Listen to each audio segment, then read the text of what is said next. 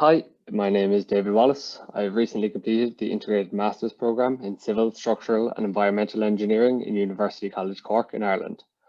This project deals with quantifying the impact of climate change on a reinforced concrete bridge in Ireland.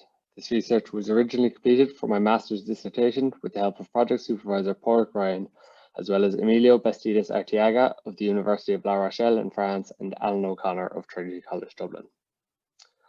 This project involves a study of Paraic Bridge, a marine bridge located in County Wexford on the southeast coast of Ireland. The structure, which was built in 1980, measures a total of 126 metres in length, split among 8 equal spans. A principal inspection of the bridge was undertaken in accordance with the Airspan Bridge Management System in 2002, during which extensive cracking on the crosshead beams and the south abutment was discovered. An additional inspection carried out in 2004 revealed that the cracking found on the crosshead beams was a result of a lack of reinforcement to resist the serviceability limit state stresses as well as ultimate limit state torsion moments. Given the importance of the structure's location on the Euro route from Dublin to Rosslare, it was repaired in 2007. Although the cracking had not been caused by reinforcement corrosion, the National Roads Authority in Ireland elected to use 5 unique repair strategies on the crosshead beams. This has provided a unique opportunity to study the worldwide problem of reinforcement corrosion in an Irish marine environment. So I'll now just quickly bring you through some previous work completed in this area. Of greatest importance is the research undertaken by Ryan and O'Connor, who studied the durability of the various self-compacting concrete options used in the repair of Paraic Bridge. The researchers subjected a number of concrete samples to natural chloride migration testing and subsequently applied a probabilistic deterioration model to the results. As can be seen from the figure on the right, the OPC and GGBS mix performed best. Stewart et al. Applied a probabilistic and reliability-based approach to predict the probability of corrosion damage as a result of climate change in Australia. It was found that by the year 2100, the damage risk to structures is between 6 and 15% higher for the worst case scenario in comparison to the reference scenario. Similarly, Bastidas Arteaga et al. Applied a stochastic approach in their modelling of the influence of global warming on chloride ingress in concrete. The researchers found that climate change causes a reduction in structural lifetime of between 4 and 18% for the pessimistic climate scenario considered. So while previous research found in the literature examines the impact of climate change on traditional OPC concrete, limited research examining the impact on concrete containing GGBS as a partial OPC replacement currently exists. So my research aims to bridge this gap. The main aim of this project is to quantify and compare the durability of the OPC and GGBS concrete mixes used in the repair of Paraic Bridge in relation to their resistance to chloride ingress. As discussed in the previous slide, Ryan and O'Connor have compared the durability of both mixes and found that the GGBS concrete performed best. However, this research aims to assess the use of the GGBS mix as a potential climate change adaptation option for RC structures. It has been shown that temperature and relative humidity have an effect on the chloride ingress process, and so variation in these parameters as a result of climate change is likely to impact on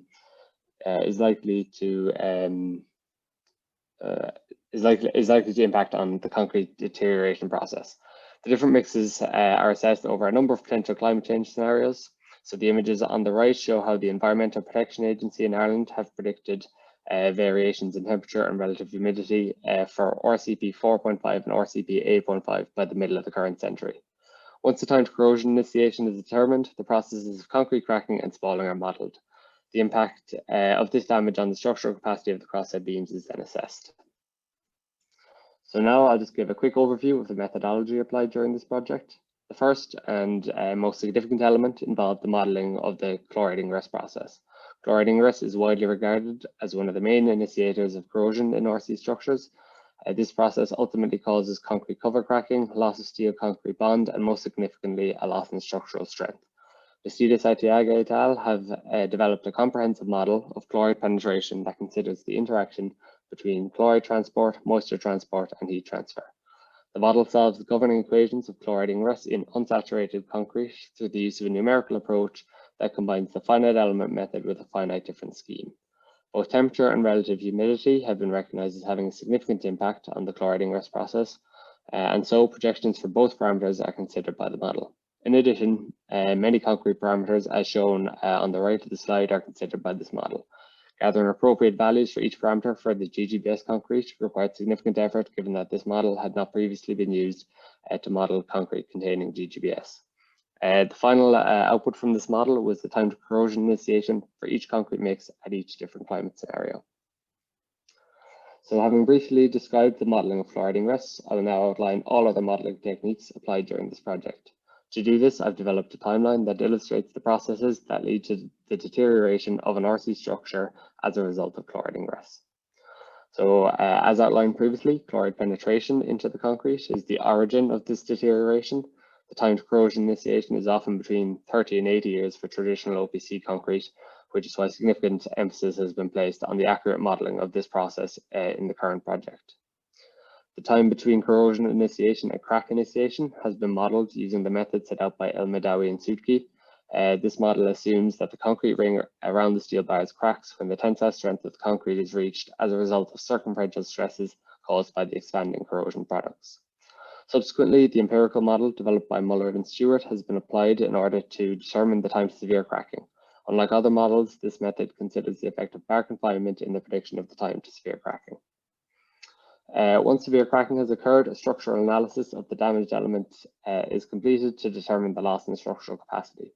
The structural capacity of the damaged sections is then compared to the structural stresses supported by the crosshead beams as a result of traffic loading and dead loading. I'm now going to present a brief summary of the results obtained during this project. I'll start by discussing the chloride rest results. So the plot on the right shows a chloride profile taken in the year 2100 for both the OPC and GGBS mixes for all three climate scenarios considered. From this graph, it may be seen that the threshold chloride concentration of 2.5 kilograms per meter cubed has been exceeded by the OPC concrete for all three climate scenarios, but has not yet been reached within the GGBS concrete. The steeper drop in chloride concentration with Dept for GGBS is attributed to its increased sensitivity to aging. As time goes on, the diffusivity of chloride ions within the concrete decreases significantly. The table at the bottom of the slide presents the time to corrosion initiation for each scenario. It is noted that the difference between the GGBS times is far greater than those for the OPC concrete. This has been attributed to the increased exposure time experienced by the GGBS concrete. During this longer time period, this concrete is exposed to more severe climate change effects, thus resulting in a greater impact from climate change. However, the relative merit values show that GGBS outperforms the OPC in each climate scenario. The next stage in the concrete deterioration process involves the cracking of the cover concrete. As previously outlined, concrete cracking has been modelled as a two-stage process composed of crack initiation followed by crack propagation.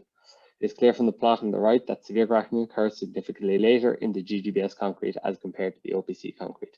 This is primarily as a result of the difference in times for corrosion initiation.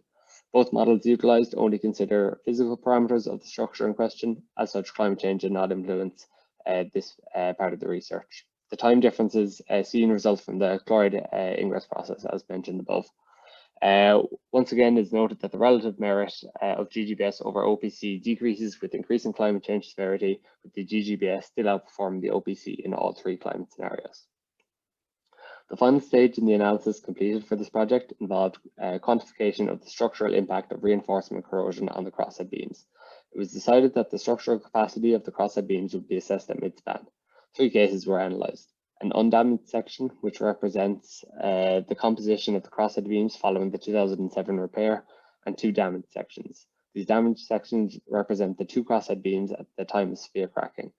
Reduction in reinforcement bar diameter, as well as the cracking of concrete, are considered in this analysis. Cracked concrete is assumed to be ineffective in the resistance of structural loads. The results on the slide show that the structural capacity of the GGBS section is less than that of the OPC section at the time of severe cracking. However, it should be noted that severe cracking occurs significantly later within the GGBS concrete due to its increased resistance to chloride ingress. This means that the reinforcing bars on the bottom of the beams become significantly more damaged here due to the low concrete cover that exists. Although the capacity of the crosshead beams has reduced as a result of the damage, it has been found that the beams' structural capacities still exceed the load-bearing requirements. However, it is noted that the rate of damage due to chloride ingress is likely to accelerate significantly following the severe cracking phase, with the risk of localized pitting also increasing. It is therefore recommended that the attainment of 1 mm cracks or severe cracking be used as a signal for the commencement of repair works. I'd like to finish up with a few concluding remarks, as well as addressing a few areas for improvement within the research. I think it's clear from the previous slides that concrete containing GGBS as a partial OPC replacement material has significantly improved durability as compared to traditional OPC concrete. During this research, it was found that even under the worst climate scenario, the Paraic bridge crosshead beams containing GGBS are predicted to take 4 times longer to reach the severe cracking stage than those containing traditional OPC. By contrast, GGBS concrete is more adversely affected by climate change, with a 16% lifetime reduction associated with the worst climate scenario as compared to a 3% reduction for the beams containing traditional OPC concrete. In terms of areas for improvement, the most obvious area is in the measurement of parameters for the chloride ingress model for concrete mixes other than OPC. It was difficult to obtain appropriate values for many of the parameters utilized by this model for the GGBS concrete, and a number of assumptions had to be made. Additionally, more accurate climate change projections beyond the end of the current century would have allowed for improved modelling of the chloride ingress process within the GGBS concrete. Completion of a full life cycle cost comparison between OPC and GGBS would allow for the full benefits of GGBS to be realised. The improved durability of GGBS reduces the frequency of repairs, thus saving costs in terms of both materials and labour. Thank you very much for listening, and I'll be happy to take any more questions you might have.